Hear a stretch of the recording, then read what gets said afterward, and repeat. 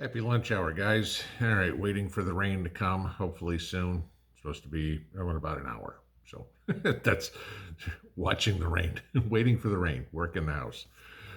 I'm going to bring something up here. We're now, 10 days away, 11 days away from the debt ceiling debacle, right? I want to explain what's going on, okay? As everybody, he keeps saying, the U.S. is going to default on its loans. It's not going to be able to pay the interest payments to whatever, okay? Give you this: the biggest debtor to the United States is, get this, the United States, okay? And whether that is pension funds or Social Security or pick something. There's a whole bunch of it. The biggest debtor to the U.S. is ourselves. Right? And not that Social Security payments will get stopped or whatever because of this. That's not in the cards. Okay, that by the law, Social Security has to be paid. So they just have to cut spending somewhere else. More importantly, is the debt to foreign nations. And this is where it worries everybody, okay, or at least worries everybody in Washington. Personally, I don't give a shit, okay? Screw them, all right? We don't need to be doing this. Y'all have heard about China's Belt and Road Initiative, right? Maybe if you've heard Italy, Giorgia Meloni, okay, very right wing conservative, is trying to get out of the Belt and Road Initiative whatsoever. But I want to give you what Belt and Road is and how we're FUBAR because of it. What China is doing is they are literally they're playing a loan shark. That's in the long and short of it, that's what it is. China loans money to poor countries so they can build their infrastructure, whether it's roads or dams or whatever it is. And the countries are like, oh my God, please give us more money. Please give us more money. And then the payments start. And the countries go, we can't pay this. And China is not like the United States going, oh, we'll forgive the loans or whatever it would be. China's like, we want our money and we want it now. Okay. So I'll give you this. Here, recently, you have countries that are defaulting. We all know that Sri Lanka defaulted. Okay. You have other ones that China has called in the loans on and says, pay us, or we're basically repossessing your country. All right. Those include Pakistan, Kenya, Zambia, Laos, Mongolia. Okay. China wants their money and they want it now. So, how does that affect the United States? Well, guess who our second biggest creditor is? China. Okay. Back in 2020, China owned $1.1 trillion of U.S. debt.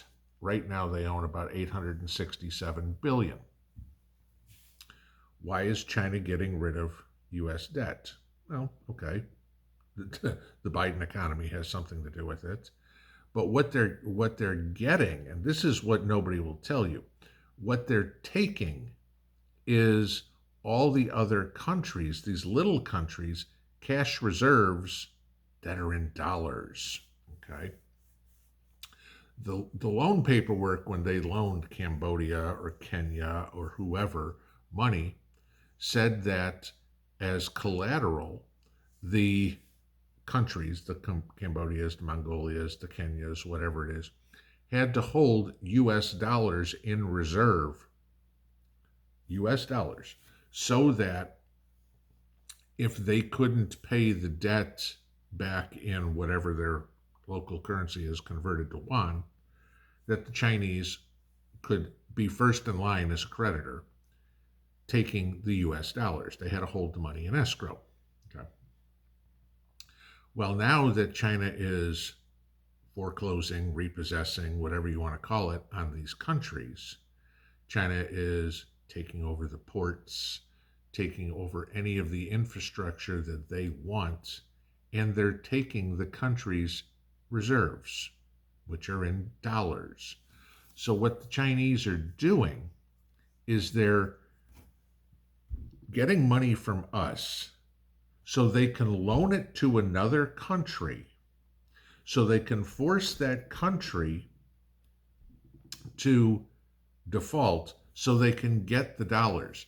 They're using our money against us and stockpiling it. So basically, China's economy gets stronger and the rest of the world gets weaker. And this is how China will go about basically taking over the world economically. All right. You get into how big of a deal this is. There's 25 countries right now that are on the verge of defaulting to China. There's only 193, 195 countries in the world, guys. So you're talking about, 8% of the world China will basically own, land mass, okay? How is it affecting the people in these countries? Well, now the companies in the countries can't get any sort of government assistance, government loans, whatever it would be, okay? Sri Lanka defaulted a year ago, right? Inflation jumped 50%, 500,000, we're talking teeny tiny little Sri Lanka. 500,000 industrial jobs disappeared. Half the population of the country is now in poverty, okay? This is what you're looking at, okay? You take a look at Zambia in Central Africa. They borrowed billions of dollars from the Chinese. It boosted their economy quick, but then the payments on the interest got so high for the government that there was nothing left to run the government. So they had to cut health care, they had to cut social services, they had to cut subsidies to farmers for seed and fertilizer, and guess what? Now the people in Zambia are starving. This is what is going on, okay? And Joe wants to go borrow more money to pay our debt. You can't rob Peter to pay Paul, all right? The only way that we're going to get out of being under the thumb of China eventually is by getting out of debt with them. We should not be selling anything to China. Certainly not land in the United States, okay? Certainly not water, certainly not farmland, anything of the sort like that whatsoever. We shouldn't be selling China any of our debt, because what China's trying to do is force the United States' hand to basically default, and China says, we're collecting no matter whatever you want, okay? However we want to collect, we're going to collect, and that's going to be that, all right? This is where this debt ceiling deal gets real scary. Joe wants to borrow more money. We got to pay it back eventually. All it's going to do is cause our interest rates to go up. Joe wants to borrow money now, okay, at 5%, as opposed to the money that we had that he was borrowing a year ago that was 2% or whatever it would be. China's not going to go, yeah, you know what? I understand your economy's in the toilet. Pay us back when you get it. No, okay? You know, you look at places like Pakistan, what's going on? Pakistan's big in the textile industries, right? Okay. You have people that have been laid off for over a year. You have people that can't feed their families because they can't go to work, because China has basically said, we want all your money. This, like I said, this is a loan shark. China's coming in and saying, we'll give you the money. The interest rates are ridiculous. In our loan contract with you, you are forbidden from telling anybody else how much we loaned you or what interest rate we're charging. Okay. And going forward, when the countries can't pay it, China doesn't give a rat's ass about the people. China's just like, we're taking what we want. That's it. Okay. This is it. When you have people around the world saying in articles, and I'll link the article that this information comes from below, saying that they've contemplated suicide because they can't bear to see their kids go to bed hungry again. That's what's coming, guys. That's what's on the line with this debt ceiling crap. Some people in Washington get it and go, we can't borrow any more money. The other side is going, let's just keep borrowing and keep borrowing. Joe's like, I'll be dead in a few years anyway. Who cares if I leave it for my grandkids? Personally, I don't feel like leaving this kind of burden for my grandkids. Let's get this show on the road. Let us handle it now. Solve this problem now. We're never going to pay the debt. The countries in the world can never pay the debt. We don't need to be adding on to it.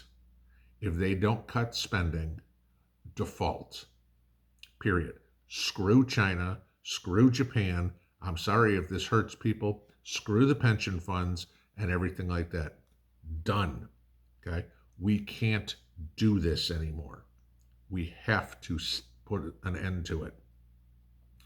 I've written my congressmen, I've written my senators, I've told them all. I said, if you vote to raise the debt ceiling without cutting more spending, do not expect my vote this year. And I will do my damnedest to make sure that anybody and everybody out there hears this. Time to put your thinking caps on, guys. Pay attention to this stuff. This is what China's doing. This Belt and Road Initiative was all so that China could take over the world without firing a shot. And they're doing a damn good job of it. And the idiots we have running our country right now are too stupid to understand it. Pinball out.